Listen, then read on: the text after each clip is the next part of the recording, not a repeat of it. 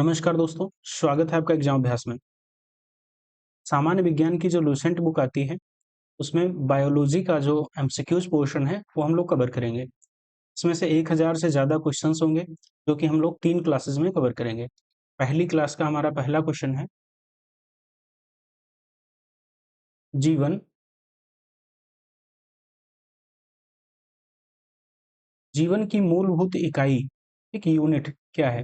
ठीक, तो कोशिका है। जीवन की मूलभूत जो यूनिट है, इकाई है, वो कोशिका है। दूसरा क्वेश्चन है, कोशिका के बारे में निम्न में से कौन सा कथन सही नहीं है? ठीक, कथन सही नहीं है।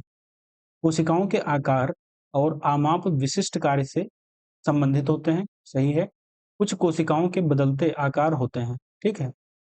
प्रत्येक कोशिका में निष्पादन की अपनी क्षमता होती है, भी सही है। सही क्या नहीं है? तो सभी देह ऊतकों में एक ही प्रकार की कोशिकाएं विद्यमान है, ये सही नहीं है, ठीक। तो ऑप्शन डी हो जाएगा, ठीक है। चलिए, अगला क्वेश्चन है, निम्नलिखित में से कौन सा कोशिकांग पादप कोशिका में पाया जाता है किंतु जंतु कोशिका में नहीं पाया जाता? ठीक, पादप कोशिका में तो पाया जाता है किंतु जंतु कोशिका में नहीं पाया जाता है। तो हो जाता है क्लोरोप्लास्ट, ठीक है, क्लोरोप्लास्ट। चलिए, अगला क्वेश्चन है, कोशिका का जीवित अंश जीव द्रव्य कहलाता है। कोशिका का जीवित जो अंश है वो जीव द्रव्य कहलाता है। यह किससे बना होता है? तो यह बना होता है कोशिका द्रव्य, केंद्र द्रव्य, केंद्रक द्रव्य और अन्य कोशिकांग, ठीक, अन्य कोशिकांग से बना होता है, ठीक है, ऑप्शन डी। चलिए, अगला क्वेश्चन है, 80% से अधिक कोशिका, ठीक है, में क्या पाया जाने वाला पदार्थ क्या है? तो 80% से ज्यादा कोशिका में जल पाया जाता है। क्या? जल पाया जाता है। अगला क्वेश्चन है, निम्नलिखित में से किन कोशिकाओं में नाभिक नहीं होते हैं? तो रक्त लाल रक्त कोशिकाएं होती हैं, उनमें नाभिक नहीं होते हैं, उनमें नाभिक नहीं होते हैं, ठीक। अगला क्वेश्चन है, निम्न में से कौन से कोशिकाओं के आत्मघाती वैग कहे जाते हैं? आत्मघाती वैग कहे जाते हैं, तो लाइसोसोम को आत्मघाती वैग कहा जाता है। अगला क्वेश्चन है, निम्नलिखित कोशिका अंगकों में से कौन सा एक अर्ध पारगम्य है? कौन सा है? कोशिका झिल्ली जो है वो अर्ध पारगम्य है। अगला क्वेश्चन है, निम्नलिखित में से किसको कोशिका का पावर प्लांट कहा जाता है? तो माइटोकांड्रिया को कोशिका का पावर प्लांट कहा जाता है, माइटोकांड्रिया को। अगला क्वेश्चन है, कोशिका का शक्ति स्रोत होता है, क्या होता है? तो माइटोकांड्रिया होता है। मानव शरीर में मौजूद निम्नलिखित कोशिकाओं में से किसमें माइटोकांड्रिया नहीं पाया जाता है? तो लाल रक्त कोशिका जो आरबीसी होती है, उनमें माइटोकांड्रिया नहीं पाया जाता है। किसमें? आरबीसी में, ठीक है, आरबीसी में। चलिए, अगला क्वेश्चन है, निम्नलिखित में से कोशिका का नियंत्रण केंद्र कौन है? तो केंद्रक, केंद्रक जो है कोशिका का नियंत्रण केंद्र है। अगला क्वेश्चन है, निम्नलिखित की कोशिका सूक्ष्मतम जीवित कोशिका है, ठीक है। किसकी जो कोशिका है वो बहुत सूक्ष्मतम, बहुत ही छोटी, ठीक है, जीवित कोशिका है। तो माइकोप्लाज्मा की जो है कोशिका वो बहुत सूक्ष्मतम है। ये आरआरबी, ठीक है, में आया हुआ क्वेश्चन है। अगला क्वेश्चन है, डीएनए का संबंध जिस अतिमूल प्रोटीन से है उसे क्या कहते हैं? तो हिस्टोन कहते हैं, ठीक। किसका संबंध है? डीएनए का संबंध जिस अतिमूल प्रोटीन से, उसे हम क्या कहते हैं? हिस्टोन कहते हैं, ठीक। अगला क्वेश्चन है, निम्नलिखित में से किस एक कोशिकीय कोशिकांग समूह में डीएनए होता है? तो सूत्रकणिका, केंद्रक और हरित लवक में क्या होता है? एक कोशिकांग समूह डीएनए का होता है, ठीक है, डीएनए में होता है कोशिकांग समूह। तो ऑप्शन ए इज राइट है। अगला क्वेश्चन है, डीएनए की पॉलीन्यूक्लियोइड श्रृंखला में क्या समाविष्ट होता है?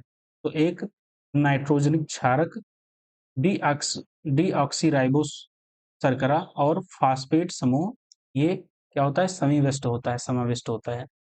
अगला क्वेश्चन है, चिकनी अंतःद्रवी जालिका के अनुरूपक, ठीक है, अनुपूरक कार्यों में से एक कार्य है। चिकनी अंतःद्रवी जालिका के अनुपूरक कार्यों में से एक कार्य है विषैले पदार्थों का निष्क्रियकरण, ठीक है। अगला क्वेश्चन है, निम्नलिखित में से क्या डीएनए में मौजूद रहता है किंतु आरएनए में मौजूद नहीं रहता है? ठीक है, डीएनए में तो मौजूद है, थायमीन जो है वो आरएनए में नहीं पाया जाता है और किसमें पाया जाता है? डीएनए में पाया जाता है, आरएनए में नहीं पाया जाता है। आरएनए का प्राथमिक कार्य क्या है? तो प्रोटीन संश्लेषण इसका प्राथमिक कार्य है। राइबोसोम क्या होते हैं? तो राइबोसोम आरएनए होते हैं, ठीक है। आनुवांशिक यूनिट अर्थात जीन होते हैं गुणसूत्रों में। डीएनए की द्विकुंडलिनी संरचना किसके द्वारा दी गई है? तो वाटसन तथा क्रिक द्वारा दी गई है। सबसे पहले डीएनए को अलग किसने किया था? तो फ्रेडरिक ऑफ मिस्चर ने किया था। डीएनए को दो स्ट्रैंड बंधे होते हैं तो हाइड्रोजन वाट्स द्वारा बंधे होते हैं। डीएनए के तंतुगच्छ से आरएनए में आनुवांशिक सूचना के प्रतिरूपण की प्रक्रिया क्या कहलाती है? तो अनुलेखन कहलाती है। प्रयोगशाला में सर्वप्रथम डीएनए का संश्लेषण किसके द्वारा किया गया? तो खुराना ने किया था।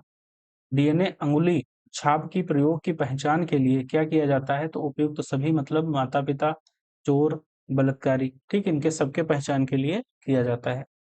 जीव कोशिकाओं में आनुवांशिक लक्षणों के नियंत्रण में, ठीक है, नियंत्रण में निम्नलिखित में से कौन सा उत्तरदायी है?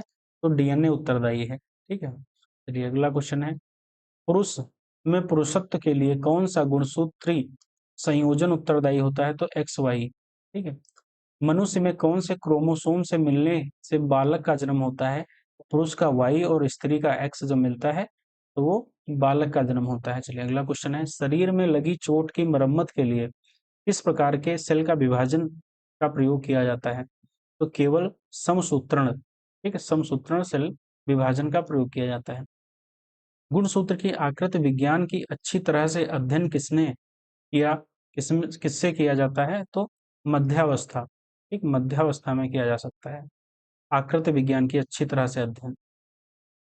अगला है, विषाणु में निम्नलिखित में से कौन सी एक विशेषता नहीं होती है? तो कोशिका भित्ति की मौजूदगी विषाणुओं में नहीं होती, ठीक, ऑप्शन डी। अणु विषाणुओं में होता है, क्या होता है? या तो आरएनए होता है या तो डीएनए होता है। अगला है, पौधों को संक्रमित करने वाले अधिकांश विषाणुओं में क्या होता है? तो केवल दोहरे तंतुगुच्छ वाला आरएनए होता है। विषाणुओं के संबंध में निम्नलिखित में से कौन सा कथन सही है? सही नहीं है। तो प्रकाश संश्लेषण के माध्यम से विषाणु अपने आहार का संश्लेषण कर सकते हैं, ये सही नहीं है, ठीक है।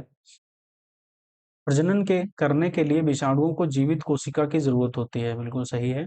परपोषी के बाहर विषाणु रासायनिक पदार्थों के समान होते हैं, बिल्कुल सही है। सभी विषाणु परजीवी होते हैं, बिल्कुल सही है। अगला क्वेश्चन, निम्नलिखित में से सर्वप्रथम किस वायरस की खोज हुई थी? तो टीएमवी वायरस की खोज हुई थी। एड्स मानव प्रतिरक्षाहीनता विषाणु एचआईवी के द्वारा होता है, किसके द्वारा? रेट्रोवायरस के द्वारा होता है, रेट्रोवायरस के द्वारा। जंतुओं में होने वाली फूट एंड माउथ रोग किसके कारण उत्पन्न होता है? तो विषाणुओं के कारण उत्पन्न होता है। इबोला क्या है? तो वायरस है। दूध से दही के रूप में जमने का कारण क्या है? तो लैक्टोबैलिसिस, ठीक, लैक्टोबैलिसिस है जमने का कारण दूध से दही में। अगला क्वेश्चन है, निम्नलिखित में से कौन सा नाइट्रोजन फिक्सिंग बैक्टीरिया है? तो राइबोजियम, राइबोजियम क्या है? नाइट्रोजन फिक्सिंग बैक्टीरिया है। नाइट्रोजन स्थिरीकरण जीवाणु किस पौधे की जड़ के साथ संयोजन करते हैं? तो दालों के साथ करते हैं, दालें। फलीदार पादपों के जड़ों में उपस्थित गांठों में पाए जाने वाले नेत्रजन स्थिरीकरण जीवाणु होते हैं सहजीवी, ठीक है। अगला क्वेश्चन है, अनुवांशिक हेरफेर द्वारा प्राकृतिक पृथक्करण, एक प्राकृतिक पृथक्करण से विकसित जीवाणु कौन सा जीवाणु विभेद समुद्र में बिखरे तेल का निवारण करने के लिए उपयोग में लाया जा सकता है? तो स्ट्यूडोमोनास, ठीक, स्यूडोमोनास, ठीक है। अगला है, प्रशीतन रेफ्रिजरेशन खाद्य परीक्षण में मदद करता है, तो जैव रासायनिक अभिक्रियाओं की दर को कम करता है, ठीक। अगला क्वेश्चन है, आवासीय स्थिति में जैविक पदार्थ के जीवाणु अपघटन को क्या कहते हैं? तो किण्वीकरण कहते हैं, ठीक। जीवों के निम्नलिखित प्रकारों में छत्रक किससे संबंधित है? तो कवक से संबंधित है, ठीक।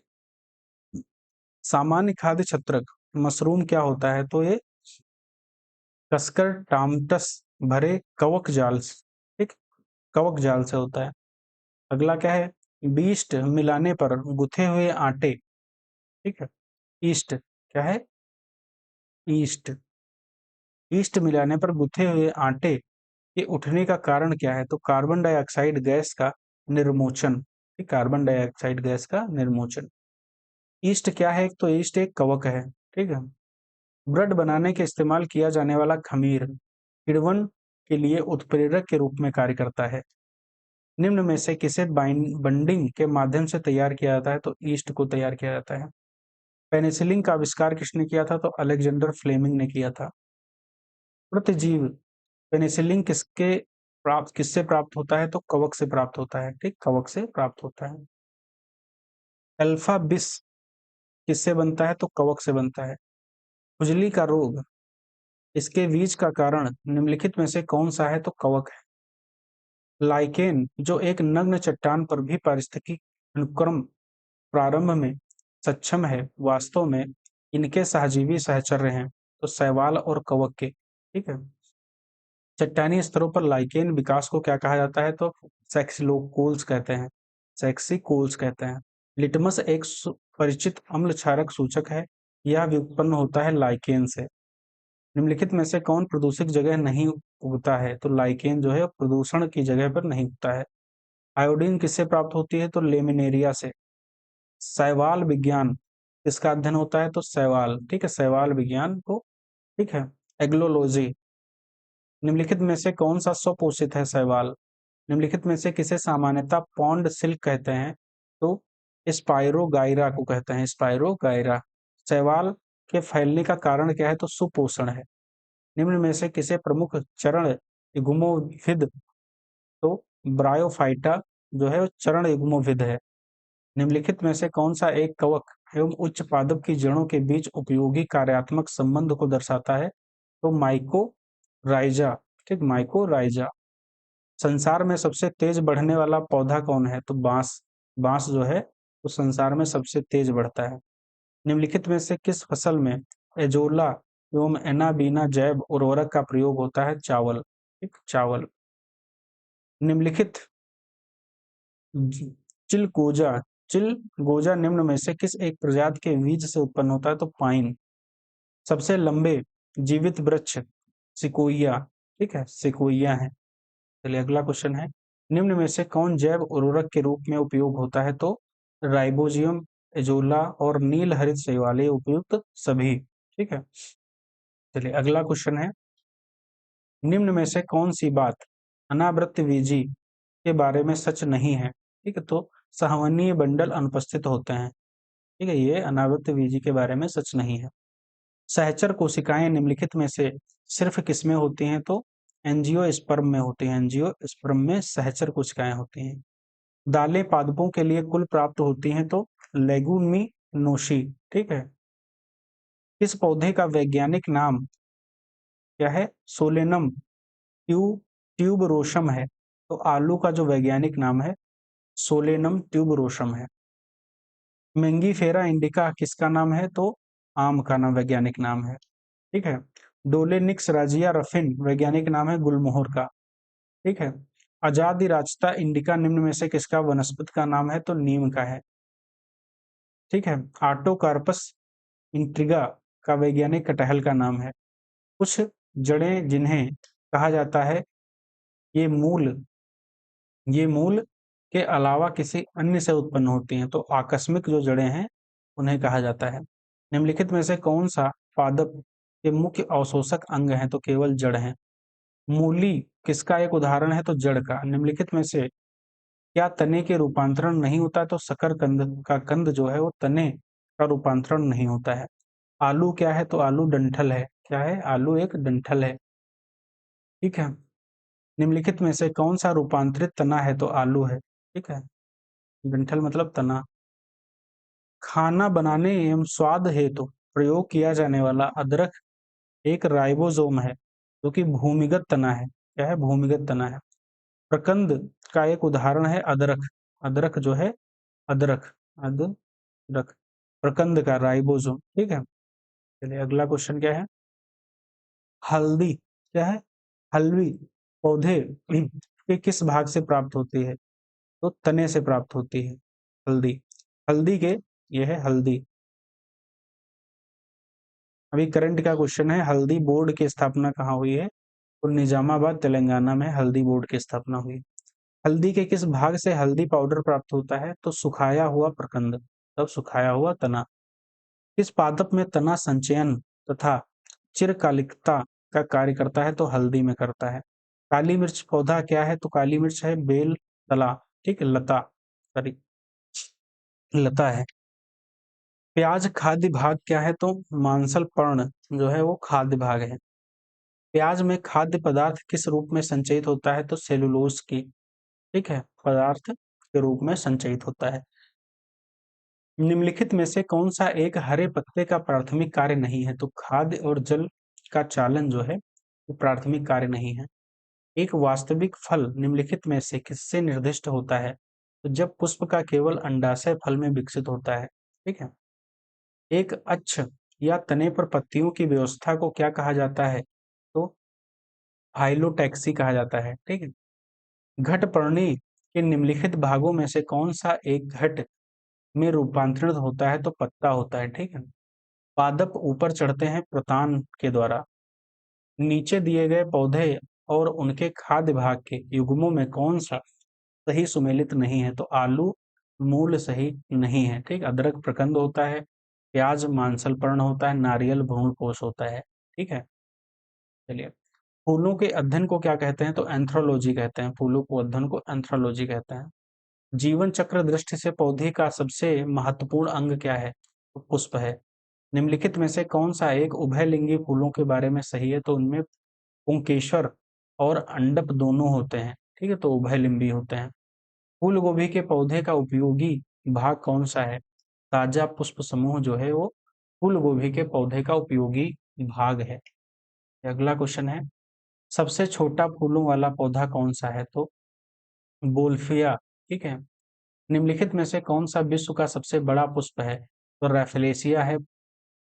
परागण क्या है? तो परागण क्या है? तो परागण कोश के स्टिग्मा तक पराग का संचार, ठीक है, वो है परागण। हवा के परागण को क्या कहा जाता है? तो एनीफ्लो एनीमोफिली कहा जाता है। पक्षियों द्वारा परागण की प्रक्रिया को क्या कहते हैं? तो अंथ्रियोफिली कहते हैं, ठीक है, अंथ्री, ठीक है, एंथिलोफिली कहते हैं। आभासी फल का एक उदाहरण क्या है? तो सेब है आभासी फल का एक उदाहरण, ठीक है, आभासी फल का एक सेब उदाहरण है। फलों का यह वह भाग, वह प्रकार जिनमें लीची को रखा जा सकता है वह कहते हैं नट। टमाटर, टमाटर क्या है? तो फल है। यह एक टमाटर क्या है? टमाटर फल है। यह एक संग्रहित फल है, सहतूत। लीची फल का कौन सा भाग खाया जाता है? तो मांसल एरिल खाया जाता है। गूदेदार थैलेमस इसमें खाने योग्य होता है? तो सेब में होता है। अगला क्वेश्चन है, पुष्पी पादपों में के बीज किससे निर्मित होते हैं? तो बीज पत्र से निर्मित होते हैं। निषेचन के बिना फल के विकास को क्या कहा जाता है? तो पार्थेनोकार्पी कहा जाता है। निषेचन के बिना अंडे में भ्रूण का बनना क्या कहलाता है? अनिषेक अनिषेक जनन कहते हैं, अनिषेक जनन। निम्नलिखित में से कौन सा अलैंगिक प्रजनन का एक प्रकार नहीं है? तो क्या नहीं है? तो परनिषेचन, परनिषेचन। अगला क्वेश्चन है, युग्मक संलयन के परिणाम स्वरूप क्या बनता है? तो द्विगुणिक युग्मनज बनता है। निम्नलिखित में से कौन सा टमाटर के लाल रंग के लिए उत्तरदायी है? तो लाइकोपिन है उत्तरदायी। अगला क्वेश्चन क्या है, गाजर का रंग किसकी मौजूदगी के कारण होता है? तो कैरोटीन के कारण होता है। पपीते में पीले रंग का कारण क्या है? तो कैरी का जैंथिन। अगला क्वेश्चन है, मिर्च की तीक्ष्णता का कारण क्या है? तो कैप्सीन की उपस्थिति जो है वो मिर्च की तीक्ष्णता का कारण है। चिनकोना का कौन सा भाग औषधि है? तो छाल है चिनकोना का भाग, ठीक है, छाल। निम्नलिखित में से कौन सा कारक बीजों के प्रकीर्णन द्वारा पादपों के प्रवर्धन में योगदान नहीं करता है? तो कवक जो है योगदान नहीं करता है। धनिया में उपयोगी अंश होते हैं? तो पत्ते और सूखे फल जो है धनिया में उपयोगी होते हैं। हिम पोस्ता पौधे के किस भाग से प्राप्त की जाती है? अधपके फल से प्राप्त की जाती है। इस पेड़ की छाल मसाले के रूप में प्रयोग की जाती है? तो दालचीनी, ठीक है, दालचीनी। केसर मसाला बचाने के लिए पौधे का कौन सा भाग उपयोग में लाया जाता है? तो वर्तिकाग्र जो है वो लाया जाता है।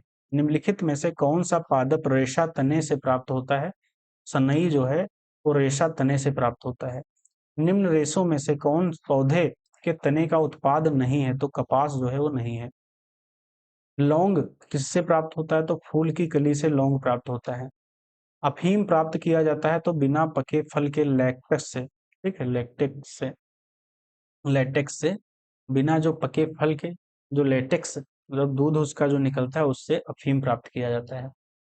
उस ऊतक का नाम बताइए जो किसी पौधे के विभिन्न भागों के से भोजन पहुंचाता है। में भोजन, फ्लोएम जो है वो ऊतक जो है, फ्लोएम ऊतक वो पौधे के विभिन्न भागों में भोजन पहुंचाता है। संवहनी, ठीक, वेस्कुलर पौधों में पानी के ऊपर किससे जाता है? तो जाइलम के द्वारा जाता है। पौधों में जाइलम की उपस्थिति से निम्नलिखित में से क्या होता है? तो जल का वहन होता है। पौधों में फ्लोएम मुख्यतः उत्तरदायी होता है आहार वहन के लिए, ठीक है।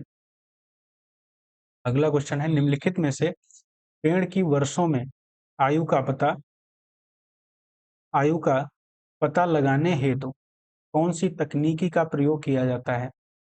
तो पेड़ के छल्लों की संख्या की गणना के लिए पेड़ के जो छल्ले होते हैं उनसे संख्या की गणना करके पेड़ की उम्र का पता लगाते हैं, आयु का पता लगाते हैं। वाणिज्यिक मूल्य वाला कार्क किससे प्राप्त होता है? तो क्वेकर्स से होता है। पत्तों का हरा रंग किसकी उपस्थिति के कारण होता है? तो क्लोरोफिल के कारण होता है। मैग्नीशियम निम्नलिखित में से किसका संगठन धातु है? तो क्लोरोफिल का है। पौधों में क्लोरोफिल बनाने के लिए कौन सा तत्व सहायक होता है? तो मैग्नीशियम सहायक होता है, ठीक, मैग्नीशियम। हरे रंग का पदार्थ जो पौधे में प्रकाश संश्लेषण करता है वो होता है क्लोरोफिल। प्रकाश संश्लेषण के दौरान हरे पौधे सूर्य के प्रकाश में ऊर्जा उपयोग कर कार्बन डाइऑक्साइड और पानी को संश्लेषित करने के लिए करते हैं, तो ग्लूकोज, ठीक। पौधे व पेड़ का खाना तैयार करने की प्रक्रिया कहलाती है फोटोसिंथेसिस। पौधे भोजन का निर्माण करने के लिए निम्नलिखित में से किससे ऊर्जा प्राप्त करते हैं? तो सूर्य से करते हैं। सौर ऊर्जा का अधिकतम, ठीक है, यौगिकीकरण किसके द्वारा होता है? तो हरे पौधे के द्वारा होता है। निम्नलिखित में से कौन ऊर्जा रूपांतरण प्रकाश संश्लेषण नामक प्रक्रिया में होता है? तो प्रकाश ऊर्जा के रासायनिक ऊर्जा में, ठीक, प्रकाश ऊर्जा से रासायनिक ऊर्जा में। सर्वाधिक प्रकाश संश्लेषी क्रियाकलाप कहाँ चलता है? तो प्रकाश के नीले व लाल क्षेत्र में। प्रकाश संश्लेषण में कौन सा प्रकाश सबसे कम प्रभावी है? तो हरा प्रकाश।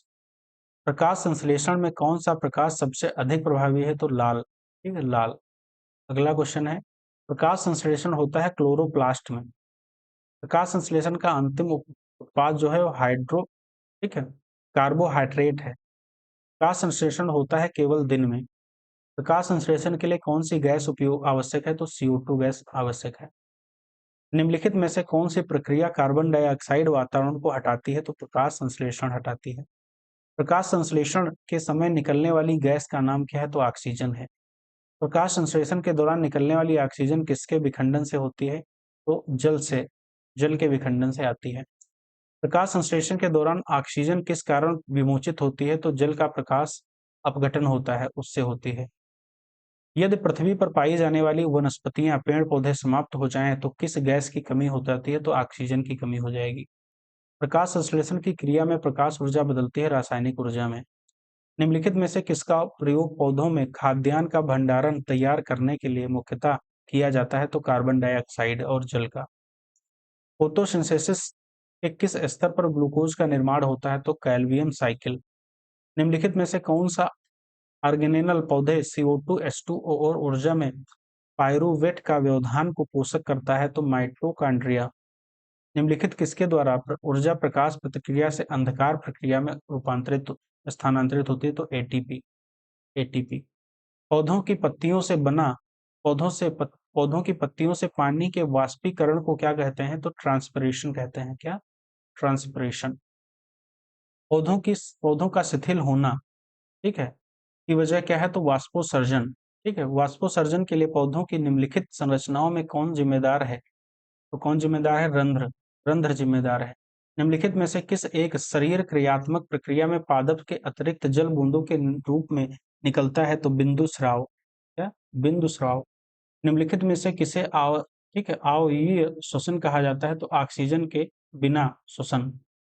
पौधों के लिए प्राथमिक पोषक तत्व के रूप में ज्ञात तत्व कौन से हैं? नाइट्रोजन, फास्फोरस और पोटेशियम।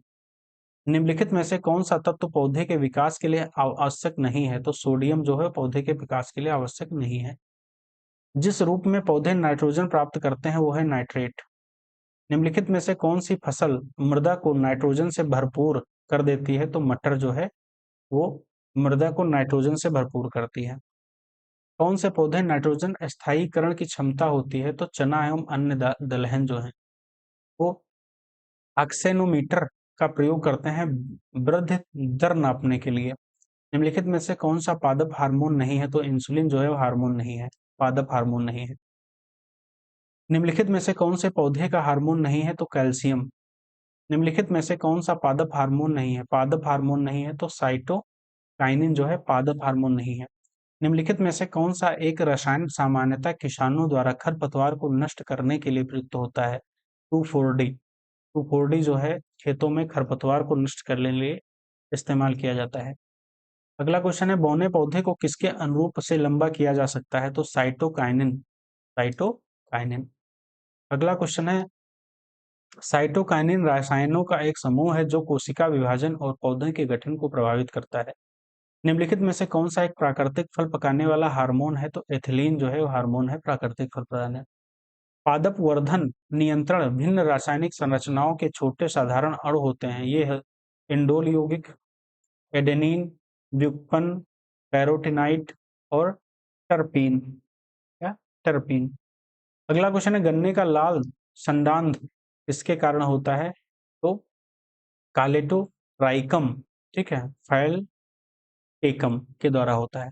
पौधे का आर्द्र पतन रोग किसके कारण होता है? तो आर्द्र पतन रोग जो है इसके कारण होता है तो पिथियम डिपेरियम, ठीक है। करनाल बंट एक बीमारी है किसकी? गेहूं की। गेहूं में कौन सा रोग लगता है? करनाल बंट रोग है, वो गेहूं की बीमारी है। पौधों के व्हाइट वड रोग किसके? जिंक, जिंक की कमी से होता है। धान का खैरा रोग किस तत्व की कमी से? तो जिंक की कमी से खैरा रोग होता है। निम्नलिखित में से कौन से जीवाणु से पौधे में कीट पिटिका रोग हो जाता है? तो एग्रोबैक्टीरियम, ठीक है, ट्यूम्फ एंसियंस। निम्नलिखित में से कौन सा एक सही सुमेलित नहीं है? तो धान जो है उसके में रोग हरित बाल रोग नहीं, खैरा रोग लगता है धान में, ठीक। कौन सा रोग? खैरा रोग लगता है। बाजरा आर्गट रोग लगता है। मटर में पाउडरी और चना में उटका बिल्ट रोग। अगला क्वेश्चन है जो यूपी पीसीएस 2015 में आया हुआ क्वेश्चन है। इकोलॉजी शब्द की रचना किसने की? तो अर्नेस्ट हैकेल, ठीक है, हैकेल ने की है। जीवों और पर्यावरण के बीच एक अन्योन्य क्रिया के वैज्ञानिक विश्लेषण और अध्ययन को क्या कहा जाता है? तो पारिस्थितिकी कहा जाता है। आसपास के वातावरण में पशुओं और पौधों के संबंध के अध्ययन को क्या कहते हैं? तो पारिस्थितिक विज्ञान कहते हैं। पारिस्थितिकी निम्नलिखित के बीच पारस्परिक संबंधों का अध्ययन है जीव और वातावरण। अगला क्वेश्चन है पारिस्थितिकी तंत्र की संकल्पना को किसने परिभाषित किया? तो आर्थर टांसले ने परिभाषित किया। निम्नलिखित में से कौन सा एक परिपार्य तंत्र शब्द सर्वोत्कृष्ट वर्णन है? तो जीवों का समुदाय और साथ ही वह पर्यावरण जिसमें वे रहते हैं। अगला क्वेश्चन है इकोसिस्टम के संबंध में निम्नलिखित में से क्या सत्य है? तो उत्पादक प्राथमिक उपभोक्ता से अधिक। पारिस्थितिकी तंत्र को दो घटक कौन से हैं? तो जैविक और अजैविक। फ्लोरा और फौना का अर्थ हो पौधों और पशु से। निम्नलिखित में से कौन कृत्रिम पारिस्थितिकी तंत्र है? तो धान का खेत जो है कृत्रिम पारिस्थितिकी तंत्र है। निम्नलिखित में से कौन सा एक कृत्रिम पारितंत्र है? खेत। कृत्रिम पारिस्थितिकी तंत्र निरूपित किया जाता है जल जीवशाला द्वारा। खाद्य श्रृंखला एक जीव के दूसरे क्या है? एक जीव से दूसरे जीव का खाद्य का पारण, ये खाद्य श्रृंखला है, ठीक। अगला क्वेश्चन है खाद्य श्रृंखला में मानव है प्राथमिक तथा द्वितीय उपभोक्ता। जब हम बकरी या भेड़ का मांस खाते हैं तब हमें द्वितीय उपभोक्ता कहते हैं। निम्न में से कौन आहार श्रृंखला का निर्माण करता है? घास, बकरी तथा मानव। पारिस्थितिकी तंत्र में एक पोषी स्तर से दूसरे पोषी स्तर में स्थानांतरण के से ऊर्जा की मात्रा घटती है। घटती उत्पादनशीलता के क्रम में पारिस्थितिकी तंत्र में निम्नलिखित में से कौन सा सही क्रम है? तो मैंग्रोव घास का मैदान, झील और सागर। निम्नलिखित में से किस कार्य में पारिस्थितिकी संतुलन बिगड़ता है? तो लकड़ी काटना। भारत में पारिस्थितिकी असंतुलन का निम्नलिखित में से कौन सा एक प्रमुख कारण है? तो वनोन्मूलन, वन को काटना। ऐसा वृक्ष जो ग्रीन गोल्ड के नाम से लोकप्रिय है लेकिन पारिस्थितिकी की दृष्टि से अनर्थकारी है, कौन सा है? तो यूकोलिप्टिस, यूकोलिप्टस। निम्नलिखित में वृक्षों में कौन सा पारिस्थितिकी मित्र नहीं है? तो यूकोलिप्टस है। निम्नलिखित में से किस विकल्प का अर्थ प्राकृतिक या कृत्रिम रूप से जंगल को पुनः स्थापना करना? तो रिफॉरेस्ट, ठीक है, रिफॉरेस्टेशन। क्या है? रिफॉरेस्टेशन। चलिए, सौर ऊर्जा का अधिकतम स्थिरीकरण किसके द्वारा किया जाता है? तो हरे पादप के द्वारा। अधिकतम ऑक्सीजन किसके उपलब्ध होती है? तो पादप प्लवक पुंज। वातावरण में ऑक्सीजन की मात्रा अपेक्षाकृत नियत रहती है, किसमें? पौधों में। निम्न में से कौन सा किसी पारिस्थितिकी तंत्र में एक दिवसीय प्रवाह दर्शाता है? तो ऊर्जा में। ठीक है। निम्नलिखित में से कौन सा कथन सही है? तो जैव मंडलीय पारिस्थितिकी तंत्र में ऊर्जा का प्रवाह एक दिवसीय होता है। अगला क्वेश्चन है, निम्नलिखित ऊर्जा स्रोतों में कौन सा पर्यावरण को स्वच्छ रखने के लिए सर्वोत्तम है? तो सौर सेल। रेड डाटा बुक का प्रकाशन किसके द्वारा किया जाता है? तो IUCN द्वारा किया जाता है।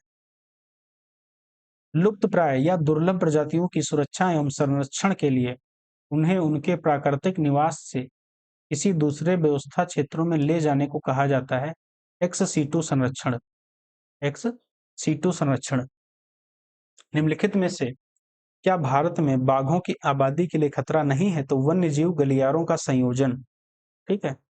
जैव मंडल आरक्षित क्षेत्र का सबसे सही विवरण क्या है? सतत विकास के अध्ययन स्थल। ठीक है, अध्ययन स्थल। बायोलॉजिकल हॉटस्पॉट की मुख्य विशेषता क्या है? तो कुछ प्रजातियों की फिलहाल विलुप्तता की स्थिति। हानिकारक प्रजातियां संकटग्रस्त प्रजातियों के IUCN द्वारा किए गए वर्गीकरण में शामिल हैं? नहीं है। ठीक है, नहीं है। इकोटोन का अर्थ क्या है? तो इकोटोन वो है जहां दो बायोमास मिलते हैं।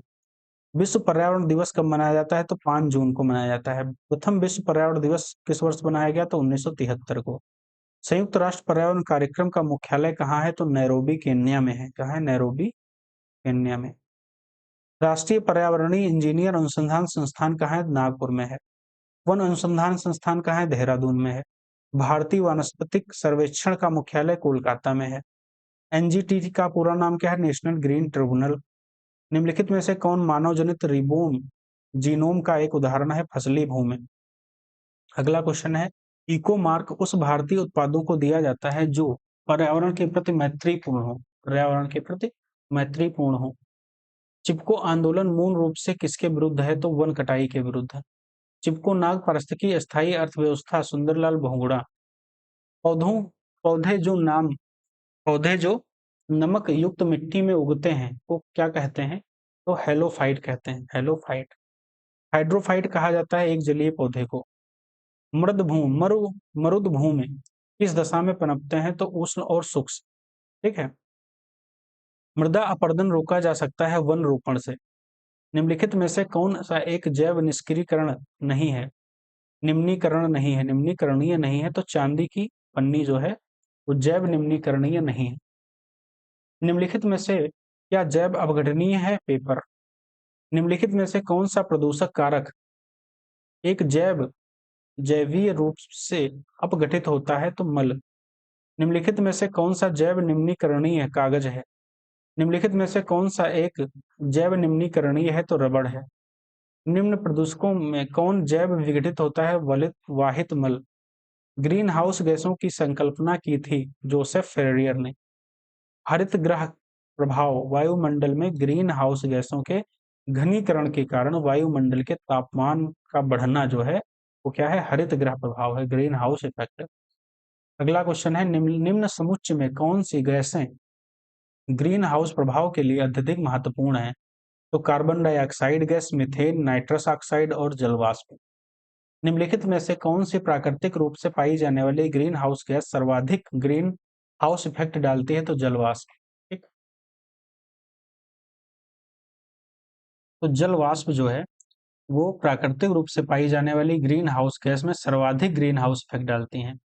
लेकिन क्या है, कार्बन डाइऑक्साइड, CO2, मीथेन और नाइट्रस ऑक्साइड भी ग्रीन गैसें हैं, ग्रीन हाउस गैसें, लेकिन जलवाष्प सबसे अधिक ग्रीन हाउस प्रभाव डालती है, क्योंकि यह वायुमंडल में सबसे अधिक मात्रा में पाई जाती है और ऊष्मा को लंबे समय तक रोक सकती है, इसीलिए। ठीक है, चलिए अगला क्वेश्चन है, निम्नलिखित में से कौन एक वायुमंडल के ओजोन परत की मोटाई नापने के लिए डाप्शन डाप्सन इकाई जो है वायुमंडल में ओजोन परत नापने के लिए उपयोग किया जाता है।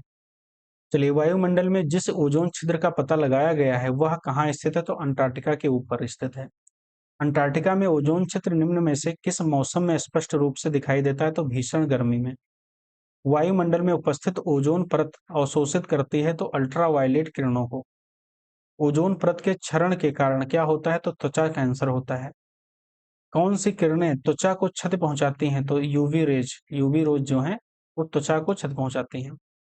ओजोन परत के ना होने पर वायुमंडल में कौन होता है, तो परावैंगनी। ठीक है, वायुमंडल में परावैंगनी होता है ओजोन परत के ना होने पर।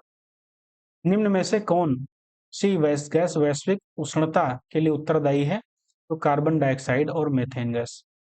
भूमंडलीय ताप वृद्धि में निम्नलिखित में से किसका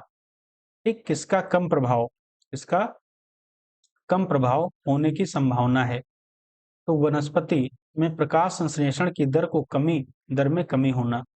निम्नलिखित में से कौन सा ग्लोबल वार्मिंग से निपटने का उपाय नहीं है, तो खाना पकाने के लिए ईंधन के रूप में लकड़ी का उपयोग करना। निम्न में से क्या वायु प्रदूषण का कारक नहीं है, अम्लीय वर्षा। अगला क्वेश्चन है, कैडमियम कैडमियम प्रदूषण किससे संबंधित है, तो इटाई रोग से। कोयला, पेट्रोल, डीजल आदि का दहन किसका मूल स्रोत है, तो वायु प्रदूषण का। सल्फर डाइऑक्साइड का प्रदूषण निम्नलिखित में से किसके अत्यधिक वृद्धि होने का सूचक है, तो लाइकेन्स। वायुमंडल में कार्बन डाइऑक्साइड के संचयीकरण को कम करने का एक उपाय वन रोपण है, क्योंकि पेड़ से कार्बन सिंक बनती है। कहा जाता है कि ताजमहल मार्बल कैंसर से ग्रस्त है। यह मार्बल कैंसर क्या है, तो अम्लीय वर्षा से मार्बल का क्षरण करती है, अम्लीय वर्षा मार्बल का क्षरण करती है। निम्नलिखित में से कौन सा एक वायु प्रदूषक मानव एक के हेमोग्लोबिन के साथ संयोजित होकर ऑक्सीजन ले जाने की क्षमता को कम करता है, जिससे श्वासावरोध होता है और मृत्यु भी हो सकती है, तो कार्बन मोनोऑक्साइड। पर्यावरण में प्रदूषकों की उपस्थिति को सामान्यतः ppm में व्यक्त किया जाता है, या ppm का पूर्ण रूप क्या है, तो पार्ट्स पर मिलियन। प्रदूषक में SPM का पूर्ण रूप क्या है, तो सस्पेंडेड पार्टिकुलेट मैटर। वायु प्रदूषण के संदर्भ में PM का तात्पर्य क्या है, तो कणीय पदार्थ। क्या है, कणकीय पदार्थ। पर्यावरण अध्ययन के संदर्भ में CER किससे संबंधित है, तो सर्टिफाइड इमिशन रिडक्शन। पैरोक्सिलिटिस नाइट्रेट पैन का कारण क्या है, तो गौण प्रदूषक। निम्नलिखित किस विकल्प का अर्थ है कि कोहरा जो धुएं से मिलकर प्रदूषित हो गया है, स्मॉग। ठीक है, पृथ्वी शिखर सम्मेलन हुआ था, तो रियो डी जनेरियो में हुआ था। चलिए अगला क्वेश्चन है, क्योटो प्रोटोकॉल क्या है, तो यह ग्लोबल वार्मिंग को कम करने के उपाय करने के लिए देशों के बीच करार होता है। ठीक है, क्योटो प्रोटोकॉल किस वर्ष में प्रभावी हुआ है, तो 2005 में। मॉन्ट्रियल प्रोटोकॉल किससे संबंधित है, तो यह है ओजोन परत के क्षय को रोकना, इससे संबंधित है मॉन्ट्रियल प्रोटोकॉल। वातावरण में फ्लोरोकार्बन उत्सर्जन पर प्रतिबंध लगाने संबंधी प्रथम प्रोटोकॉल कहाँ बना था, तो मॉन्ट्रियल में बना था। मॉन्ट्रियल सम्मेलन 1987 में कौन सा बड़ा फैसला लिया गया था, तो विकसित देश 2000 तक पूरी तरह से CFC उत्पादन पर प्रतिबंध लगाएंगे। कार्टाजेना प्रोटोकॉल का संबंध किससे है, तो जैव सुरक्षा समझौते से है। उर्वरक से अत्यधिक प्रयोग होता है तो उपयुक्त सभी, जैसे जल, मृदा, वायु प्रदूषण। निम्नलिखित में से कौन सा जल प्रदूषक का कारक नहीं है, तो तट पर मछली पकड़ना जो है वो जल प्रदूषक का कारण नहीं है, कारक नहीं है। बाकी डंपिंग, समुद्री घर का कचरा और तेल का फैलाना। ठीक है, अगला क्वेश्चन है, पेयजल आपूर्ति में कोलीफॉर्म की उपस्थिति का लक्षण क्या है? तो मानव अपशिष्ट से संदूषण, ठीक है, मानव अपशिष्ट से संदूषण। निम्नलिखित में से कौन सी खरपतवार औद्योगिक बहिर्स्राव से होने वाली या होने वाले जल प्रदूषण को नियंत्रित कर सकती है? तो पार्थेनियम। जल उपचार संयंत्र में, ठीक है, क्लोरामाइन के प्रयोग से क्या सुनिश्चित किया जाता है? तो अस्थायी कठोरता दूर करना यह सुनिश्चित किया जाता है। जल प्रदूषकों से के रूप में मौजूद लोहे और मैग्नीज को किसके द्वारा नहीं हटाया जा सकता है? तो क्लोरीनीकरण के द्वारा नहीं हटाया जा सकता। ठीक है, आज की क्लास समाप्त होती है। अगली क्लास जो है में 300 क्वेश्चन, फिर ये बायोलॉजी के जो 1000 क्वेश्चन हैं हम लोग तीन क्लास में कवर करेंगे। और इसकी यदि आपको पीडीएफ चाहिए तो हमारी टेलीग्राम से डाउनलोड कर सकते हैं। ठीक है, thank you so much. Video अच्छी लगी तो लाइक से सब्सक्राइब अवश्य करिएगा।